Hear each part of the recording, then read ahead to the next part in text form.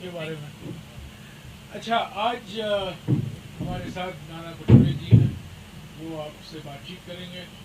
आज कल आखिरी दिन है, आज दोपहर को पद यात्रा होगा महिलाओं के साथ, और कल सुबह अंतिम चरण है वो पद यात्रा का।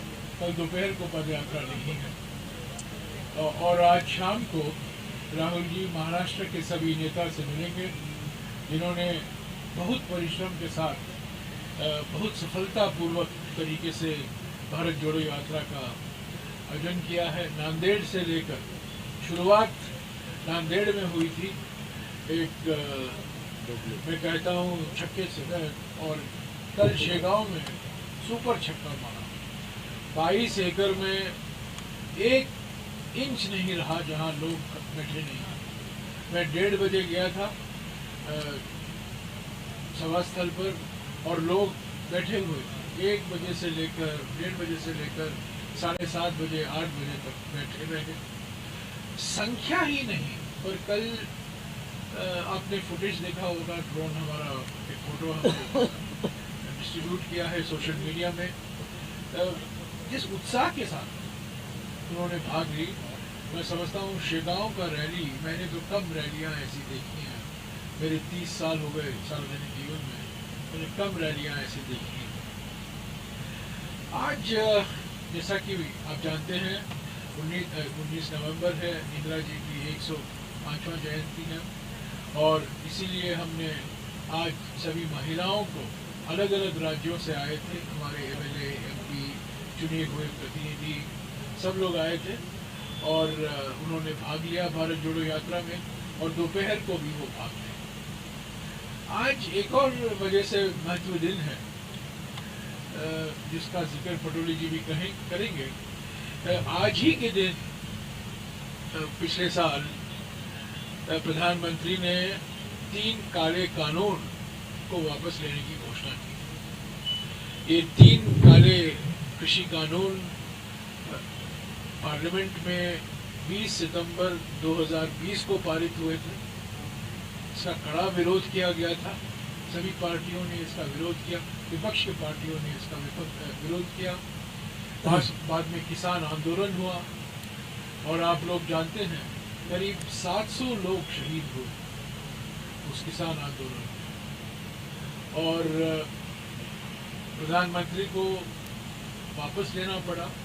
19 नवंबर 2021 को उन्होंने घोषणा की कि वे मैं वापस ले रहा हूँ, और 10 दिन बाद पार्लियामेंट में वो रिपील बिल पारित हुआ। तो मैं समझता हूँ कि इसी दिन पिछले साल ऐतिहासिक दिन था, किसानों की विजय थी। इसको किसान दिवस के रूप में मनाना चाहिए। कांग्रेस पार्टी तो मानती है कि 19 नवंबर को न केवल इंदिरा जी की जन्म जयंती है, पर एक किसान विजय दिवस मनाना चाहिए, क्योंकि ये 3 काले कानून वापस लिए गए थे इसी दिन। मैं पटोले जी से गुजारिश करूंगा, वो आपको महाराष्ट्र के बारे में कुछ बता, क्या क्या हुआ है महाराष्ट्र में पदयात्रा के संदर्भ में, और क्योंकि वो हमारे किसान कांग्रेस के अध्यक्ष भी रहे हैं, वो इन काले कानून से आपको अवगत कराएं, महाराष्ट्र में इसका क्या असर हुआ है। मैं एक चीज़ कहना चाहता हूँ, बार बार एक और चीज़ लेके मैं समाप्त करूँगा।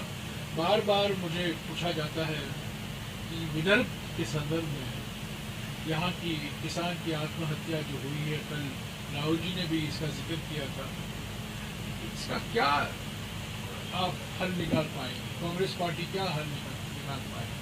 कर्जा माफ़ी तो हम करते हैं, विदर्भा पैकेज तो हमने 2006 में इसकी घोषणा की थी, पर आज भी विदर्भ में कठिनाई है, परेशानी है, किसान दुख हैं, किसान के परिवार दुखी हैं। सॉरी, जल्दी खत्म कर। तो ये मैं कहना चाहता हूँ कि विदर्भ के संदर्भ में एक ही लॉन्ग टर्म दीर्घकालीन इसका इसका इसके लिए एक ही हल है कि विदर्भ में सिंचाई की सुविधा और भारी मात्रा में फैलनी चाहिए। इरिगेशन के बिना विदर्भ के किसान के परिवार को नया भविष्य नहीं देख पाएगा। मैं पटोले जी से गुजारिश करूंगा कि आपको संबोधित करें।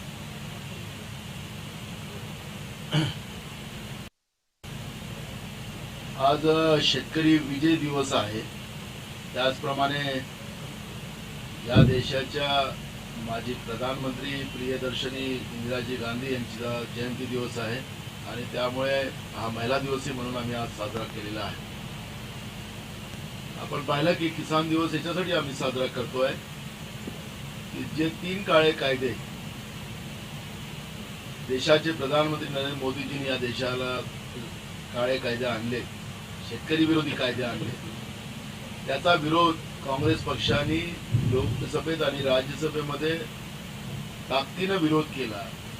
पण बहुमताच्या बळावर लोकसभेत आणि राज्यसभेमध्ये ते तिन्ही काळे कायदे पारित केले आणि देशभरातल्या शेतकऱ्यांनी दिल्लीची सीमा गाठली आणि लोकशाहीच्या इतिहासामधली जेव्हापासून आपल्या देशाला स्वातंत्र्य मिळालं एवढा काळ कधी देशामध्ये आंदोलन झालं नाही।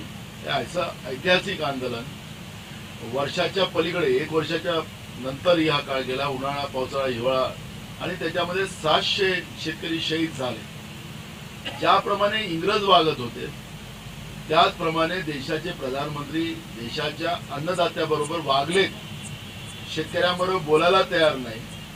शेतकऱ्यांच्या घामाचा वास त्यांना सहन होत नव्हता आणि ज्यावेळेस लोकसभेत आणि राज्यसभेत प्रधानमंत्री शेतकऱ्यांच्या बद्दल बोलायला गेले की आंदोलन करणारे शेतकरी हे खालिस्तानी आहेत, हे आतंकवादी आहेत, हे नक्षलवादी आहेत आणि आंदोलनजीवी आहे, अशा पद्धतीचा उल्लेख करून शेतकऱ्यांच्या जखमेवर मीठ चोळण्याचं पाप त्या काळामध्ये देशाचे प्रधानमंत्री नरेंद्र मोदीजींनी केलेलं आहे। हे आपल्याला सगळ्यांना अवगत आहे आणि या सगळ्या याला न बघता देशातल्या शेतकऱ्यांनी तेवढ्याच ताकदीनं त्या 3 काळ्या कायद्याचा विरोध केला आणि सरकारला बागावं लागलं आणि ते कायदे वापस घ्यावे लागले। म्हणून हा दिवस आम्ही शेतकरी दिवस म्हणून साजरा करण्याचा निर्णय केलेला आहे। दुसरा महत्त्वाचा प्रश्न, जे लोक अफवा पसरवत होते राहुलजींची यात्रा ही सफल होणार नाही महाराष्ट्रात आणि मला म्हणायचे की नाना पटोले बालिश आहे। जेव्हा सांगत होतो की आम्ही आमच्या पक्षातले कोणी जाणार नाही, पण ते लोक सांगत होते की राहुलजी आलेत आणि काँग्रेस तुटणार आहे, अनेक नेते जाणार आहेत। आज बालिश कोण झालेत त्या लोकांचं नाव न घेता मी या ठिकाणी आपल्याला सांगतो की बालिश कोण झाले ते आपण पाहिलं। जनतेचं समर्थन महाराष्ट्रामध्ये राहुलजींच्या यात्रेला ज्या पद्धतीने मिळालेलं आहे त्याचं स्वतः राहुलजींनी कौतुक केलेलं आहे। आपल्या समोर ते बोलले, महाराष्ट्राच्या जनतेने अमाप प्रेम राहुलजींच्या या पदयात्रेला आणि त्यांना पुन्हा शक्ती प्रदान हो आणि जे केंद्रामध्ये अत्याचारी सरकार आहे त्या सरकारला संपवण्याचा एक संकल्प महाराष्ट्राच्या जनतेने घेतलेला आहे, असा निर्धार आपण पाहिलेला आहे आणि त्या पद्धतीचं एक हे पदयात्रा महाराष्ट्रातून आज उद्याचा शेवटचा दिवस या पदयात्रेचा महाराष्ट्रामध्ये आहे आणि अजून आम्हाला पुढे चालायचं। आज महिला दिवस असल्यामुळे आता बंजारा वेशेमध्ये जवळपास 7-8 हजार महिला या पदयात्रेमध्ये पुन्हा सहभागी होणार आहेत। आजही आपण सकाळी पाहिलात आपल्यामधल्याही आज महिला दिवस साजरा करायला पत्रकार महिला पण आज आलेल्या होत्या। आता त्या मी त्यांचा उल्लेख करणार नाही, त्यांचे फोटोज वगैरे आपल्याला पाहायला मिळतील। आमचे तरुण मित्रांना पत्रकारांना वाटतं की आम्ही पण राहुलजींच्या या पदयात्रेत सहभागी व तुम्हाला उद्या आम्ही संधी देणार आहे। मी तुम्हाला एवढंच सांगतो की ही पदयात्रा महाराष्ट्रातून ज्या पद्धतीने, कारण की आपण मध्य भारतात आहोत आणि कालच्या सभेचा जे जयराम रमेशजींनी उल्लेख केलेला आहे त्याच्यामध्ये मध्य भारताची ही पदयात्रा ज्या पद्धतीने मी पहिलेपासून सांगत होतो, मी 2 महिना मी भविष्यकार नाहीये, पण लोकांच्या मनातल्या भावना आणि लोकांच्या भावना मी समजतो आणि त्या माध्यमातून मी 2 महिन्यापासून आपल्या सगळ्यांना सांगत होतो की शेगावची यात्रा ही आमची नूतन भविष्य महाराष्ट्राच्या इतिहासातली सगळ्यात मोठी होणार आहे. जेवढे लोक आपले त्या ग्राउंडवर होते त्याच्यापेक्षा 2 पट लोक बाहेर राहिलेले होते आणि मोठ्या प्रमाणात लोक राहुलजींना आशीर्वाद देण्यासाठी आणि केंद्रातल्या अत्याचारी सरकारला पाडण्यासाठी संकल्प करायला या ठिकाणी आलेले होते आणि आपलं योगदान त्याच्यामध्ये मोठं त्या ठिकाणी प्राप्त झालेलं आहे. म्हणून तुम्हाला मी धन्यवाद देतो. आपला प्रश्न विचार हिंदी बोले. संजय राऊतांनी म्हटलंय की सावरकर आणि नेहरूंवरची चिखलफेक थांबवा, तो विषय संपला. संपला हो गया. म्हणजे आपण जो प्रश्न विचारला मी त्याला कसा बोलतोय. राहुलजींनी जे पेपर्स समोर मांडलेले आहेत त्याचं उत्तर पहिले सगळ्यांनी दिलं पाहिजे. तुम्हाला 60 रुपये पेन्शन कशासाठी मिळत होती, तुम्ही काय पत्र लिहिले त्याचं उत्तर त्यांनी पहिले देऊन टाकावं. मग त्याच्यावरच्या प्रकार एक मग नेहरूजी, इंदिराजी, महात्मा गांधीजी, सरदार वल्लभभाई पटेलवर ते सगळे लोक ते बोलू शकतात. त्यांना आम्ही सगळं अधिकार दिलेले आहेत कारण की त्यांनीच या देशाला स्वातंत्र्य मिळवून दिलेलं आहे. त्यामुळे आम्हाला त्यांचं कुठल्या लोकांचं नाव न घेता माझं एवढंच म्हणायचं आहे, तुम्ही देशप्रेमी खरे असाल तर जे सावरकरांनी पत्र त्यावेळेच्या इंग्रज व्यवस्थेला लिहिले होते त्या पत्राचं उत्तर त्यांनी द्यावं. 60 रुपये पेन्शनचं उत्तर द्यावं. नंतर आपण हे, कारण की महाराष्ट्र वैचारिक विचाराचा महाराष्ट्र आहे आणि त्याच्यामुळे महाराष्ट्रामध्ये वैचारिक चर्चा व्हावी ही आमची भूमिका आहे. त्याच्यामुळे आम्हाला कुठलंही भांडण करायचं नाही, आम्हाला कोणाला गाडायचं नाही, कोणाला मारायचं नाही. आम्ही दोस्ती करायला आलेलो, आम्ही सगळ्यांना जोडायसाठी आलेलो. त्यामुळे अहिंसा आमचा मार्ग आहे आणि आम्ही अहिंसेच्याच मार्गाने चालू. त्यामुळे आम्हाला त्याच्यावरची चर्चा आता पुढच्या काळात करायची नाही. नेहरूजीबद्दल काय बोलतात आहेत, इंदिराजीबद्दल काय बोलतात, महात्मा गांधीबद्दल काय बोलतात, सरदार वल्लभभाई पटेलबद्दल काय बोलतात आपल्याला माहिती आहे. त्यामुळे मी त्याच्यावर आता चर्चा करणार नाही. मी भविष्यात त्याचे सगळे उत्तर आम्ही देऊ. आज आमच्या प्रियंकाजी हिमाचलच्या निवडणुकीमध्ये लागलेल्या आहेत. त्याचा आता शेवटच्या टप्प्यात त्या निवडणुकीचा प्रचार. आज प्रचाराचा शेवटचा टप्पा होता. गुजरातमध्ये जायचं आहे आणि आज 19 तारखेला दिल्लीमध्ये इंदिराजींचं जे निवासस्थान होतं तिथंही भरपूर कार्यक्रम आज होते. म्हणून सोनियाजी आणि दिवस असे झाले त्याच्यामुळे ते आलेले नाहीत. पण पुढच्या काळात सोनियाजी पण येणार आहेत, प्रियंकाजी पण येणार आहेत आणि वेगळ्या महाराष्ट्रामध्ये तुम्हाला आतापासून सांगतो 6ही कमिशनर हेडमध्ये या यात्रा पूर्ण झाल्यानंतर मोठ्या रॅलीज आम्ही अजून पुन्हा घेणार आहोत. त्यामुळे जे चिंता तुम्हाला आहे ते महाराष्ट्राच्या जनतेलाही सोनियाजी आणि प्रियंकाजी आणि राहुलजी वेगळ्या भागामध्ये सभा घ्याव्यात अशी महाराष्ट्राच्या जनतेची इच्छा आहे आणि निश्चितपणे महाराष्ट्राच्या जनतेची आणि आपली इच्छा पूर्ण केली जाईल. हे जी काश्मीरपर्यंत यात्रा केल्यानंतर आम्ही महाराष्ट्रातल्या 6ही कमिशनर हेडमध्ये मोठी रॅली, शेतकरी रॅलीज, युवकांच्या रॅलीज अशा पद्धतीच्या त्या रॅलीज होणार आहे. त्याच्यामध्ये आम्ही सगळे येणार आहे. मैं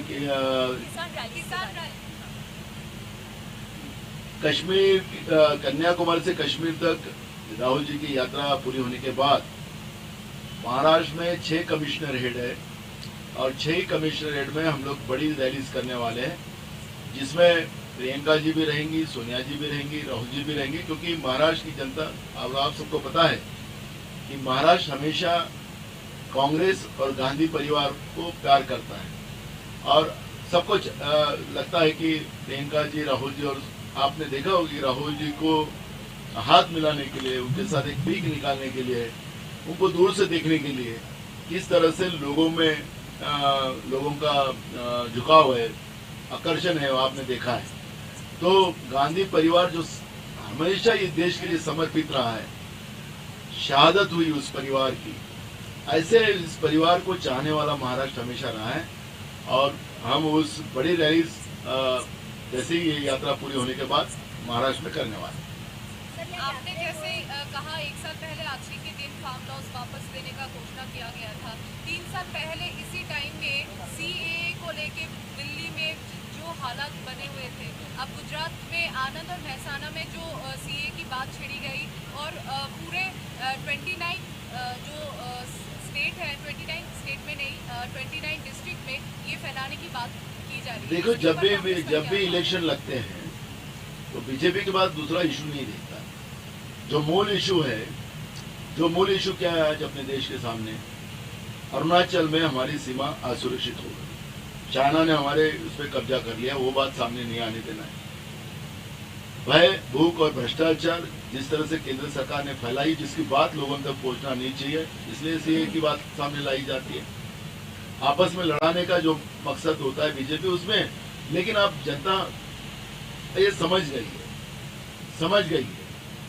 आपको पता है कि जिस समय में 2019 में चुनाव शुरू हुए, तब हमारे यहाँ कश्मीर में बम स्फोट करवा कर हमारे कई फौजी वहां पे शहीद हुए। सीबीआई को चौकसी दी है, क्यों नहीं अभी तक उसका रिपोर्ट नहीं आया? क्या है, किसने करवाया? नागपुर से उसकी बारूद गई थी, उसका रिपोर्ट मिला था, लेकिन कौन थे वो, कैसे थे, क्यों नहीं उसका ये आया? ये सब घटना से लोगों को अवगत हो चुका है कि बीजेपी जब भी इलेक्शन आते तो मूल इशू को डाइवर्ट करने के लिए इस तरह की कोशिश करती है। अब गुजरात में जो भी कुछ करे उसका कोई फर्क वहां पे नहीं होगा। गुजरात में कांग्रेस ही जीतेंगे और बहुमत से जीतेंगे।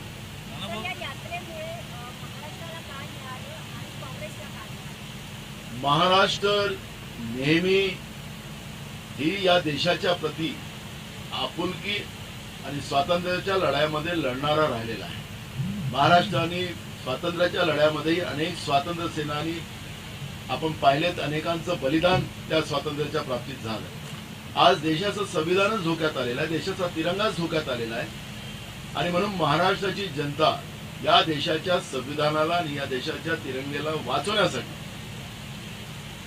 पूर्ण रस्त्यावर राहुलजीच्या सोबत आलेली आहे। आणि मी मागच्या काळात सांगितलं की ही यात्रा आता राहुल गांधींचीच नाही राहिली, ही यात्रा जन आंदोलन झालेलं आहे, हे जनतेचं आंदोलन झालेलं आहे। ही भूमिका मी पहिले सांगितली आणि त्याचं दर्शन, विराट दर्शन आपण पाहिलेलं आहे। त्यामुळे महाराष्ट्राला काय भेटले हे नाही, महाराष्ट्र किती जागरूक आहे देशाच्या संविधानाच्या प्रती आणि तिरंग्याच्या प्रती, हा संदेश देश पातळीवर महाराष्ट्राने पोहोचवण्यामध्ये महाराष्ट्र यशस्वी झालेला आहे। हेच महाराष्ट्राला मिळालेलं आहे। नानाभाऊ, हे जे वातावरण निर्माण झाले महाराष्ट्र जोडो यात्रेमुळे, कालच्या सभेमुळे, महाराष्ट्र प्रदेशामध्ये महाराष्ट्र प्रदेश काँग्रेस कमिटी हे वातावरण कायम राखण्यासाठी प्रयत्नशील राहील का? नाना पटोलेवर विश्वास नाही का तुमचा? बिलकुल तुम्हाला या वातावरणाला कसं गरम करायचं मला माहिती आहे ना तुम्हाला।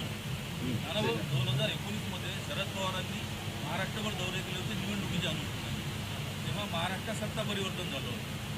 या भारत जोडो यात्रेमुळे 2024 मध्ये केंद्रात परिवर्तन होईल। मी तुम्हाला सांगितलं की देशामध्ये परिवर्तनाची लाट सुरू झाली। जे केंद्रामध्ये खोटं स्वप्न दाखवून देशात दोनदा सत्तेत आले आणि दोनदा आल्यानंतर देश विकणं, देशाच्या जनतेला लुटणं, या देशाला बेरोजगारांचा देश निर्माण करणं, शेतकऱ्यांच्या जीवनाला उद्ध्वस्त करणं, छोटा व्यापारी उद्ध्वस्त करणं, गरिबी या देशामध्ये वाढवणं, 2 टाइमचं अन्न गरिबाला न भेटू देणं, या वेदना भयानक आहे। मी मगाशी सांगितलं की अरुणाचल, लेह, लडाख यांच्या सीमा आज आमच्या सुरक्षित नाही, चायनाच्या ताब्यात आहे। देशातलं केंद्रातलं सांगितलं एक मुंडके लगेच 100 काटके नाही, 56 इंची माझ्याजवळ आहे असं सांगत। आता कोणी गेलं 56 इंची का नाही बोलत अरुणाचल बद्दल? हे सगळं सर्वसाधारण लोकांना कळायला लागलेलं आहे। त्याच्यामुळे परिवर्तन निश्चितपणे आहे आणि परिवर्तनाला बीजेपीनं किती सोंग केली आता पुढच्या काळात, किती भय आणि भ्रष्टाचार, कारण की इंग्रजाला घाबरलं नाही त्यावेळेस देशातली लोक, तर ही तर लोकशाही आहे। त्याच्यामुळे परिवर्तन निश्चित आहे आणि परिवर्तनाचे वारे सुरू झाले।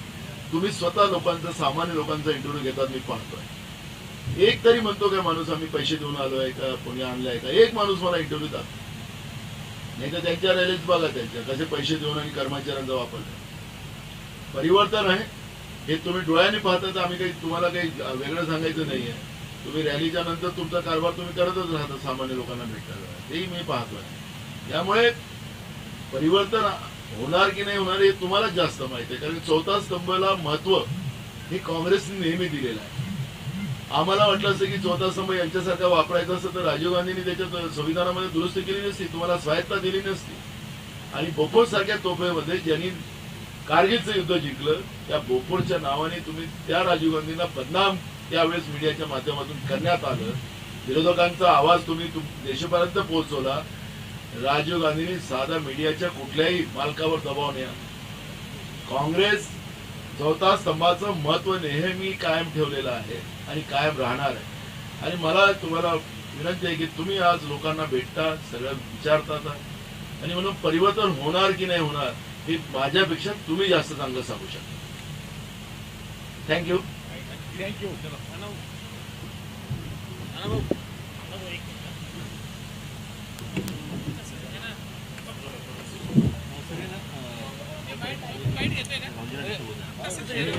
मुझे क्या हो गया राहुल जी ने हमको